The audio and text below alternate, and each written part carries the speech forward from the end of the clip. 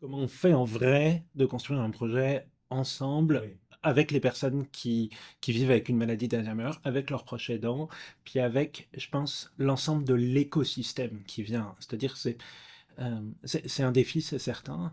Un des enjeux principaux, je dirais, c'est d'identifier l'écosystème au préalable. C'est-à-dire qu'on a toujours l'impression qu'on arrive dans un projet de recherche et c'est là où ça commence. En fait, pas du tout. Ça commence avant. C'est-à-dire qu'un projet de recherche, c'est d'abord la réflexion autour de l'idée, quelque chose qui va nous amener petit à petit à une demande de subvention qui sera peut-être refusée, mais néanmoins on aura commencé à construire un collectif, un consortium, puis on appliquera peut-être à un autre, et c'est comme ça qu'en fait on construit. Le défi, c'est que ça prend énormément de temps et que, en tant que chercheur, c'est notre job de faire ça. Mais quand on veut inclure dans la boucle cette logique de co-construction, ben, il faut d'abord identifier. Donc en fait, ça prend une espèce de construction étape par étape, où on va aller chercher des fois des demandes de financement qui justement vont avoir l'objectif de créer le collectif. Et une fois qu'on aura créé le collectif, faire une deuxième demande de subvention qui sera sur le projet de recherche en lui-même. Et donc créer ce collectif, c'est vraiment aller identifier, aller chercher des personnes directement concernées par leur expérience vécue, soit en tant que personne vivant avec la maladie, en tant que proche aidant, en tant qu'organisme de soins, de services à domicile, en tant qu'entreprise, et en fait de mettre tous ces gens-là autour de la table pour aller discuter, en fait, c'est quoi qu'on veut faire. Puis nous, en tant que chercheurs, on arrive avec une idée. C'est vraiment les logiques. On parle souvent aussi de laboratoire vivant, de Living Lab. Euh, Bien sûr, on arrive avec une idée, parce que c'est un peu ça qu'on a pitché dans la demande de subvention initiale. Mais cette idée, il va falloir, de notre côté, réussir à se la désapproprier, puis accepter que c'est peut-être pas l'idée du collectif. Et en même temps, il va falloir que chacun des acteurs se l'approprie de façon à ce que on vienne ensemble construire quelque chose de nouveau euh, et qui résulte de chacun. Ça prend énormément de temps, ça prend beaucoup de discussions avec chacun, ça prend beaucoup de tact parce que c'est extrêmement important de légitimer que la vie de la personne vivant avec une maladie d'Alzheimer, la vie du proche aidant, est pas moins bon que la vie du scientifique ou du médecin. Et ça, c'est... euh, en fait, on sous-estime le temps qu'il va falloir de relation et de confiance pour réussir à avoir une expression partagée, où chacun va se sentir à sa place pour donner son idée. Et c'est seulement à partir de ça qu'on pourra, secondairement, aller vers l'application et la demande de financement et la réflexion d'un protocole et tout ce qui s'en vient autour d'un projet de recherche en tant que tel. Si on veut directement aller au projet de recherche, ça ira pas. Mais de façon très pragmatique, ça signifie qu'il faut qu'on soit capable de mettre des ressources initiales euh, sur cette organisation d'un collectif et cette création d'une réflexion collective. Euh, et là, ben, je l'évoquais hier dans la conférence, rien quand on arrive là, on commence déjà à avoir des défis sur l'accès sur l'accessibilité, des défis sur ces temps de rencontre. Par exemple, bah, on ne peut pas faire une journée de 7 heures ou 2 journées de 7 heures de conférence parce qu'on va avoir une forme de fatigue cognitive, donc faut s'ajuster au public. Il faut réfléchir aux défis en termes de terminologie. On ne va pas euh, être dans un jargon scientifique, il va falloir tout expliquer. Il faut penser à des méthodes et des animations d'ateliers. On ne va pas juste se mettre autour de la table et discuter. Il va falloir vraiment avoir des approches de type atelier participatif, éventuellement de la médiation euh, par les arts vivants, par peu importe, mais qui permettent de créer une dynamique de discussion très inclusive et qui casse les barrières. Et donc, j'insiste sur toute cette partie préalable parce que, en fait, un projet de recherche, euh, s'il n'est pas bien fondé à la base, il n'arrivera pas à son son point d'arrivée. Donc on a vraiment besoin d'avoir une réflexion antérieure qui prend du temps, mais qui permet de s'aligner sur des objectifs. Il faut acculturer les uns et les autres, c'est-à-dire qu'il faut vraiment que la méthodologie de recherche soit comprise par l'ensemble des parties prenantes et des participants, et que la temporalité de recherche soit comprise. Il faut être en capacité de comprendre dès ces ateliers de co-création que on aura un résultat de recherche peut-être dans 5 ans, mais probablement pas la semaine prochaine. Donc, ça paraît implicite, mais en fait, c'est nécessaire de le faire comprendre à chacun des acteurs. Hum, les personnes avec leur expérience vécue dans leur rapport à la maladie, à leur quotidien, mais aussi on parlait de participer à des projets de recherche, par exemple avec du milieu entrepreneurial, ben, c'est aussi un défi parce que les attentes ne sont pas les mêmes d'une entreprise, d'une PME qui va vouloir développer une technologie, par exemple, ou une entreprise pharmaceutique, versus les attentes du milieu de recherche. Donc, faut, faut poser tous ces éléments-là avant, de façon à comprendre que quand on va aller dans le processus de recherche, on sera aligné sur ces objectifs. Mais donc il faut clairement les poser avant. C'est un peu annexe, mais quand même, je trouve ça intéressant. Le chemin entre euh, on a un projet de recherche, on est sûr que ça va marcher, on est plein d'enthousiasme, en fait pas du tout, et du coup on est obligé de rétro-pédaler. Bon, tout ça, c'est une histoire longue. C'est une histoire qui a pris plusieurs années, oui. C'est une histoire qui m'a pris l'apprentissage dans ma thèse de neurosciences, avec des hypothèses qui étaient probablement des hypothèses en méthodologie, pas des hypothèses, mais la façon dont on avait pensé la méthodologie avec des personnes vivant avec la maladie d'Alzheimer qu'on voulait avoir comme participants de recherche, et la façon dont on avait cadré le protocole n'a pas permis d'avoir les résultats espérés, parce qu'en fait, euh, si la théorie était bonne, la pratique n'était pas réaliste dans l'épuisement que pouvaient entraîner les différentes tâches que l'on demandait. Notamment, il y avait des enjeux de neuroimagerie, d'IRM fonctionnel, de tests neuropsychologiques, puis d'entretien. Et moi, j'ai pris conscience que ce que je demandais aux personnes participantes était trop concentré dans le temps, que ça les épuisait, et donc mes derniers tests qui étaient passés étaient biaisés tout simplement par l'épuisement cognitif lié à la succession de tâches. Et donc, tout simplement, j'ai demandé aux gens comment on pourrait faire différemment. Et, et j'ai appris de ça que la meilleure façon euh, d'avoir la réponse à une question était de poser la question. Euh, donc, en fait, quand on demandait aux personnes ce qu'ils pensaient, quand on demandait des rétroactions sur notre propre protocole de recherche, sur la procédure que les gens venaient de vivre, ils nous avaient des retours extrêmement pertinents et des suggestions à proposer. Et moi, ça m'a permis de prendre conscience que oui, on peut co-créer, et qu'en fait, les personnes qui euh, vivent, qui sont participantes à un projet de recherche, ont un point de vue éclairé, tout simplement parce qu'elles sont participantes, et donc elles vivent une expérience et qu'elles ont un retour d'expérience à faire. Donc ça a été la première étape qui m'a permis de comprendre et d'analyser. Et puis après, j'ai eu la chance de croiser sur ma route de jeunes médecins et chercheurs, des personnes avec plus d'expérience que moi, notamment je suis maintenant au Québec.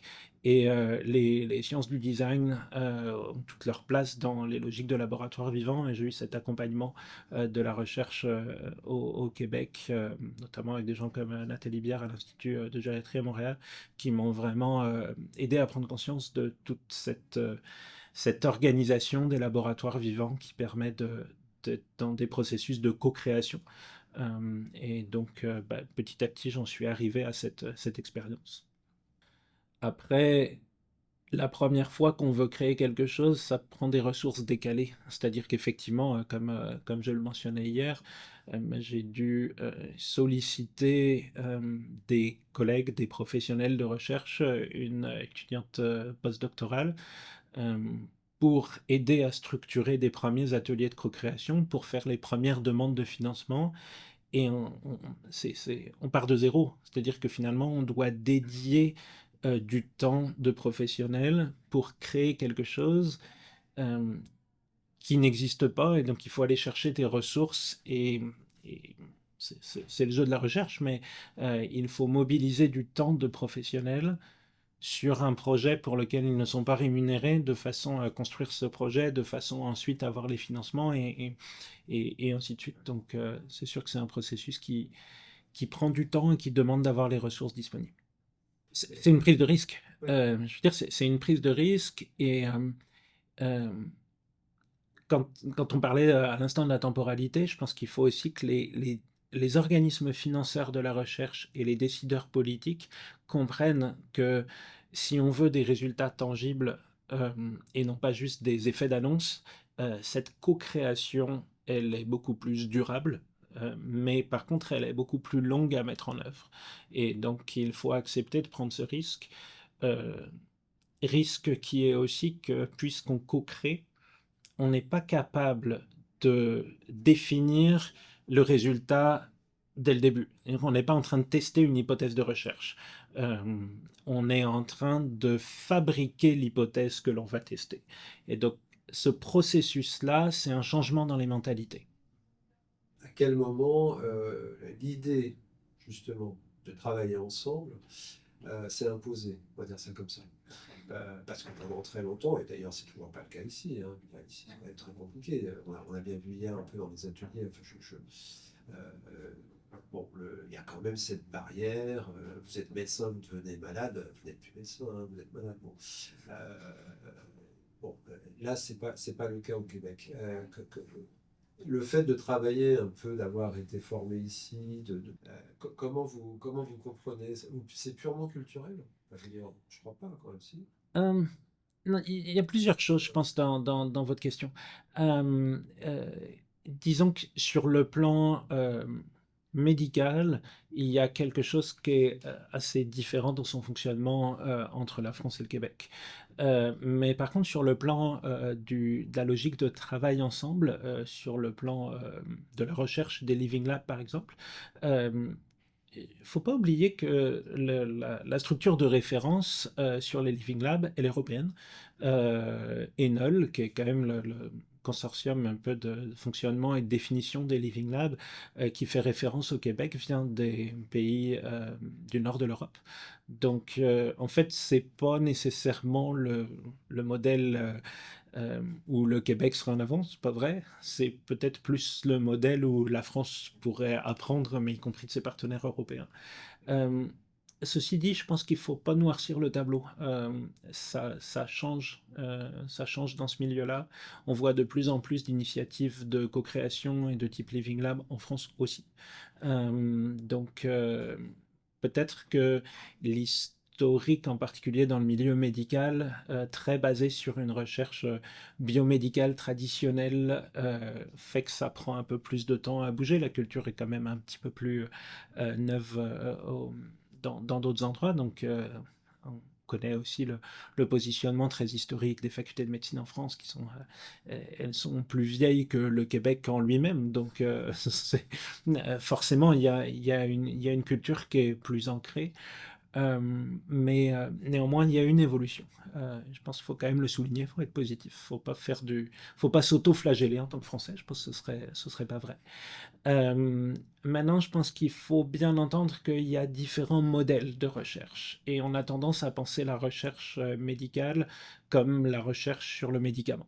La recherche sur le médicament est une spécificité, mais il y a beaucoup d'autres recherches, et notamment les méthodologies de type co-création, de type Living Lab, s'appliquent particulièrement facilement aux recherches sur les interventions non médicamenteuses et sur les stratégies plus global. Quand on parle de développement de technologie, quand on parle de parcours de vie, de soins, d'organisation de services, ça se prête beaucoup plus aux logiques de laboratoire vivant et aux logiques de co-création que la recherche sur le médicament, pour lequel la part de co-création est réelle. Elle était très très bien témoignée hier dans notre session plénière sur le fait d'aller discuter du critère principal de jugement, d'aller discuter des échelles d'évaluation, mais néanmoins on n'est pas tout à fait sur le même champ. Donc euh, peut-être que l'enjeu en France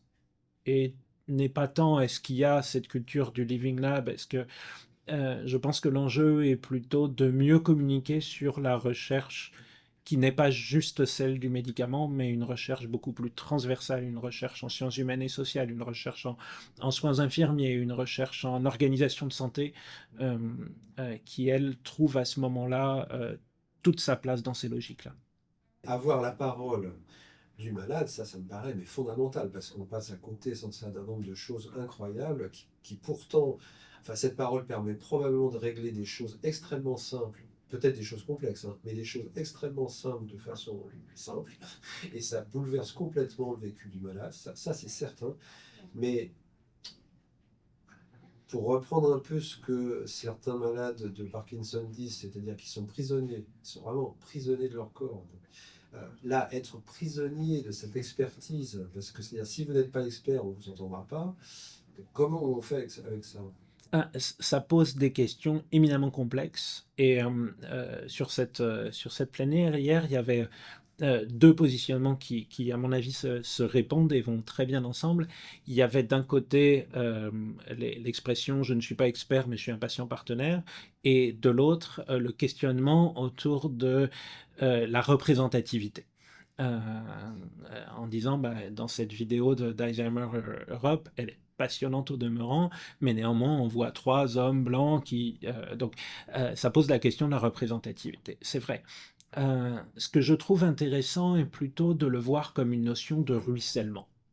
Je vais prendre un exemple un peu décalé, mais a été abordé dans une plénière hier matin, je crois, la question de l'annonce diagnostique d'une maladie neurodégénérative et la façon dont ça se fait. En disant, ben, il y avait une personne qui témoignait en disant, mais moi je vois encore des personnes pour lesquelles on a fait une annonce au milieu d'un couloir, etc.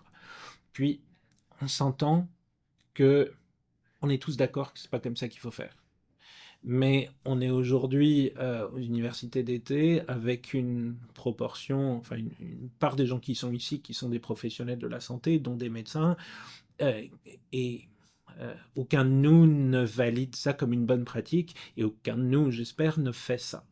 Néanmoins, on n'est pas représentatif de la pratique. Et il y a une logique de ruissellement parce que par contre, ceux qui sont ici sont en général des enseignants. Donc petit à petit, on change, on passe le message et on change les générations et les choses changent par ruissellement successif. Je dirais que c'est la même chose avec la logique de patient expert, de patient partenaire, où c'est-à-dire que ce ne sont pas des personnes représentatives, c'est des personnes qui ont le temps d'être disponibles. La question de la rémunération est une bonne question. Dans les projets de recherche que je mène au Canada, les personnes sont rémunérées pour le temps. Enfin, elles sont dédommagées pour le temps passé, plus en fait on défraie l'ensemble des frais liés au transport ou à l'hébergement et on rémunère la journée ou la demi-journée. Euh, et c'est pas une rémunération symbolique. Là, je veux dire, c'est l'équivalent d'une journée de travail et c'est rémunéré comme une journée de travail. Euh, donc, euh, donc, en fait, il y a cette question de la représentativité qui me semble être clé, euh, parce que c'est des personnes qui témoignent d'eux-mêmes. Euh, J'aurais tendance à dire que est-ce que c'est un partenaire, est-ce que c'est un expert? Il faut surtout voir au-delà des mots, qu'est-ce qu'on attend d'eux et comment eux s'investissent là-dedans. Ce qui est sûr, c'est qu'au-delà d'être experts d'une maladie, ils sont experts de leur maladie, ça c'est certain. Et ce qui est sûr, c'est qu'ils sont dans une logique de partenariat avec un environnement de soins et de recherche, c'est certain aussi. Euh, Après, on joue parfois avec les mots parce que euh, une, Un organisme va appeler les personnes avec expérience vécue. Un autre va dire personne experte par expérience. Un autre. Bon, on rentre les noms comme ça va bien, mais je sais pas si je comprends l'importance du mot, mais je pense que c'est surtout l'idée et la façon dont on respecte l'engagement des personnes qui compte.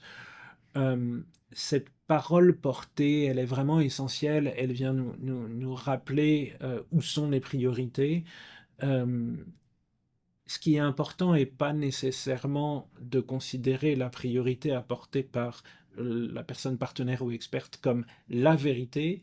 Ce qui est intéressant, c'est de nous rappeler que précisément, c'est pas nous qui détenons la vérité et qu'en fait, on doit co-créer ensemble. Et une fois qu'on voit il y a une divergence de point de vue, d'opinion, d'intérêt, bah, ça nous montre qu'il y a là quelque chose à explorer. Et à ce moment-là, ça peut être intéressant d'aller l'explorer avec d'autres pour justement essayer d'avoir un certain nombre de points de vue.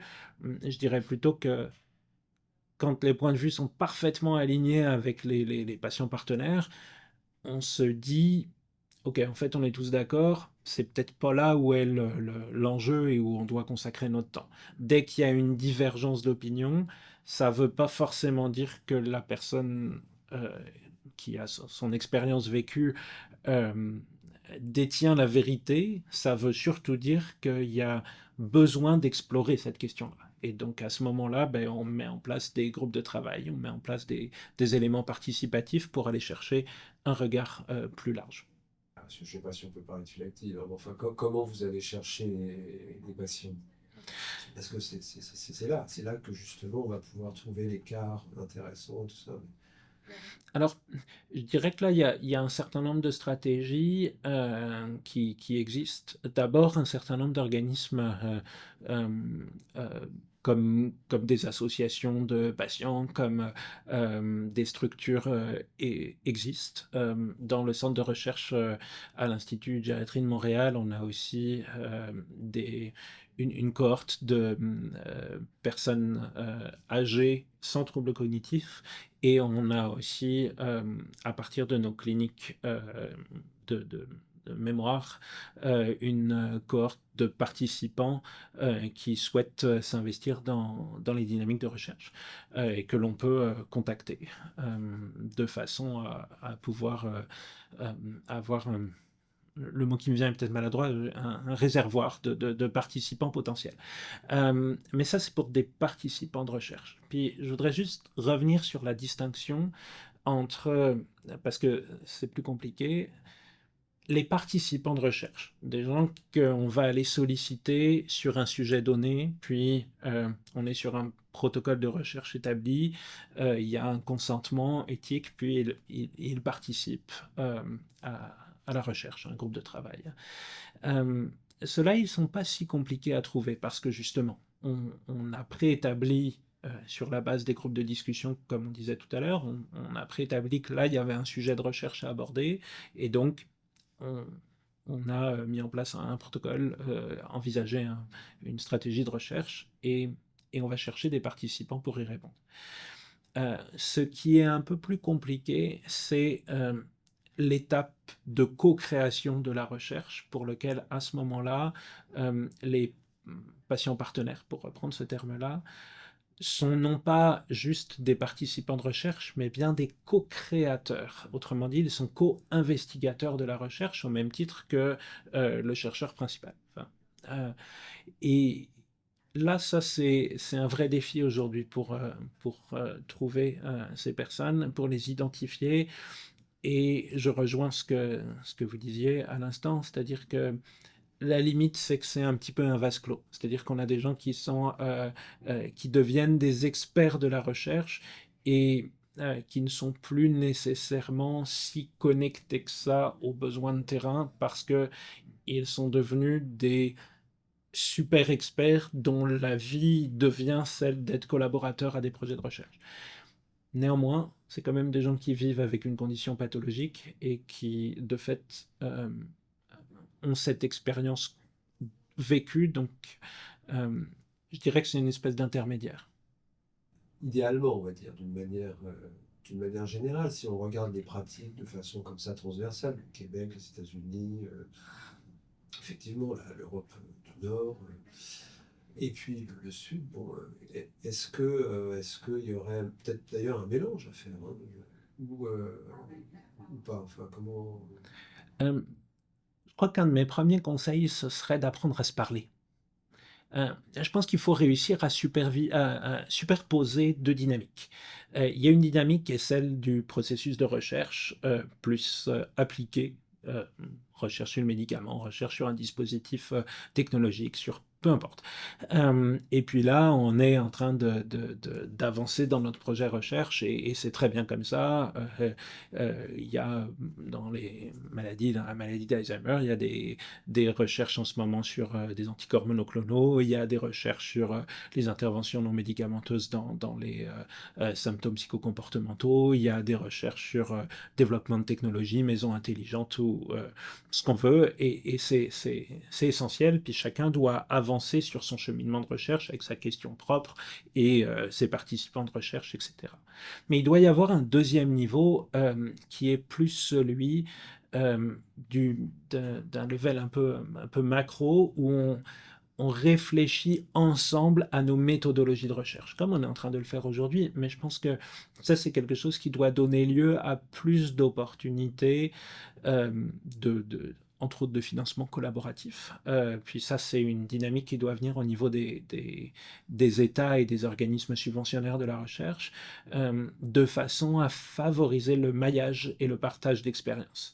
Et, euh, et aujourd'hui, trop souvent, c'est fait de façon un petit peu informelle, mais je pense que des, euh, comme on a là des universités d'été, des instances de réflexion sur la recherche participative euh, pourraient aider euh, à avoir ce double cheminement de construire avec et d'avancer sur les projets de recherche. Le point, je pense qu'il ne faut pas oublier, c'est que la recherche ne s'arrête pas à la fin du projet. Il y a ensuite la question de la dissémination des résultats de recherche. Et ça, c'est un point très important parce que euh, c'est un point souvent qu'on escamote. Parce qu'à la fin d'un résultat de recherche, on est déjà dans la conception du projet suivant, etc. Je parlais des organismes financeurs de la recherche. Euh, je pense que le principe même euh, de la recherche participative, c'est aussi de restituer les résultats de recherche aux participants, aux structures organisatrices. Donc, probablement de penser, puis je vais revenir à des considérations très matérialistes, mais de penser le financement de la recherche en incluant qu'à la fin d'un projet de recherche, on va réunir l'ensemble des acteurs, des parties prenantes. On va leur présenter les conclusions, voire même, on peut imaginer présenter ces conclusions avant même la publication d'articles scientifiques pour faire valider que les conclusions que l'on a interprétées de notre recherche correspondent bien à la réalité perçue des participants de la recherche.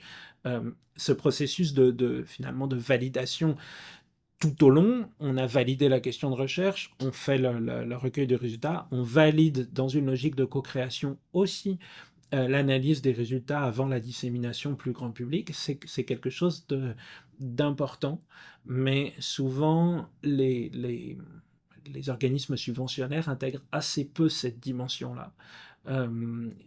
Qui fait pourtant partie de la recherche participative. Et comme on disait, sur le plan logistique, ben, ça prend de réunir des gens, ça prend de les mobiliser, donc c'est un financement spécifique. Puis quand bien même on arrive après à la part de dissémination des résultats, eh bien, même dans le grand public, pardon, même dans le milieu scientifique, il faut entendre que les personnes avec une expérience vécue qui ont contribué à l'élaboration de ces résultats ont toute légitimité à être co-auteurs des publications scientifiques.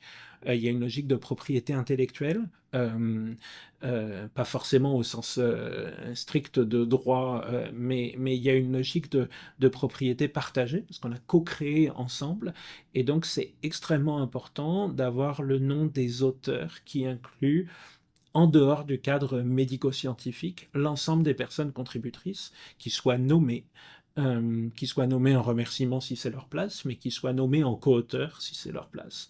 Et ça nécessite aussi vis-à-vis des organismes de publication scientifique d'accepter. Vous savez, il y a toute cette notion des affiliations, mais en fait, on a le droit d'avoir comme affiliation d'être une personne avec expérience, et ça fait pas de nous des personnes participantes, ça fait bien de nous des co-auteurs. Donc en fait, on n'a pas à dire oui, mais est-ce qu'ils ont signé un consentement éthique? Non, le consentement éthique, c'est pour les participants, fondamental, mais les co-auteurs, c'est une place différente. Et donc ça, c'est aussi tout un changement de mentalité. On peut être co-auteur d'une publication scientifique justement parce qu'on a cette expérience vécue.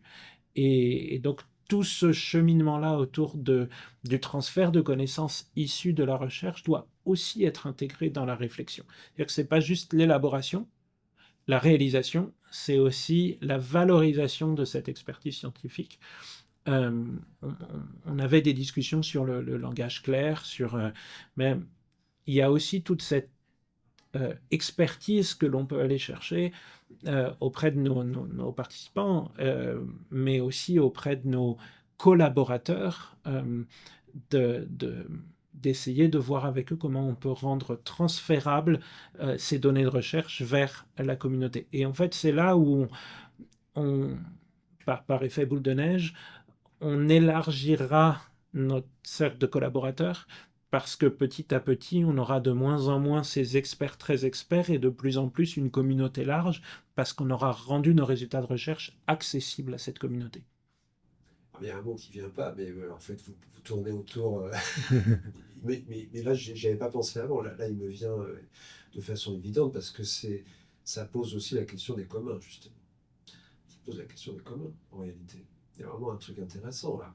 C'est-à-dire que, c'est ce que vous venez de dire, c'est-à-dire qu'à un moment donné, bon, c'est une question de temps, hein, mais à un moment donné, effectivement, on fera plus la différence. Ce sera une équipe qui sera une espèce de commun, un Oui. commun. Parce que, comment dire, c'est au bénéfice de tous. C'est pas que pour les malades qu'on fait ça, on fait ça pour les soignants, parce qu'ils vont être malades un jour, hein. Non mais, Et au-delà qu'ils soient malades, c'est aussi leur cadre de vie professionnel. Mais en fait, ce qui bénéficie aux uns bénéficie aux autres. C'est une logique de communauté. En fait, le bénéfice de la communauté, la recherche, fondamentalement, se fait au bénéfice de la communauté. C'est ça notre objectif.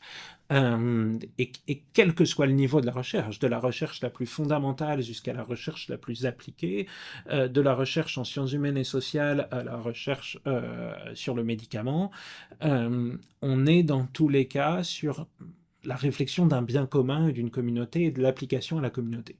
Et donc, effectivement, on a un certain nombre de besoins de structuration autour de qui est participant, qui est chercheur, qui est responsable, quels sont...